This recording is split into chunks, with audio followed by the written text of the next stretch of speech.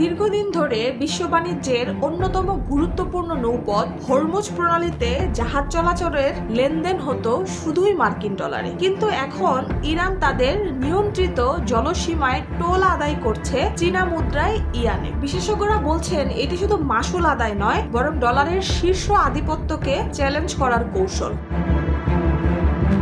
Iran ও চীন উভয় দেশই বহুদিন ধরেই মার্কিন নিষেধাজ্ঞার শিকার। এবার তারা ভিন্ন পথে জবাব দিচ্ছে। বিশ্বে তেলের 80% কেনাবেচা হয় ডলারে, সেখানে ইউয়ানের প্রবেশ স্পষ্ট বার্তা দেয় ডলারকে বাদ দিয়েও বিশ্ব বাণিজ্য চলতে পারে। চীনের কাছে ইরান তেল বিক্রি করে বিশেষ ছাড়ে, আর বিনিময়ে পায় যন্ত্রাংশ, প্রযুক্তি ও বাজার সুবিধা। ডলার ছাড়া লেনদেন হওয়ায় নিষেধাজ্ঞা কার্যত অকার্যকর।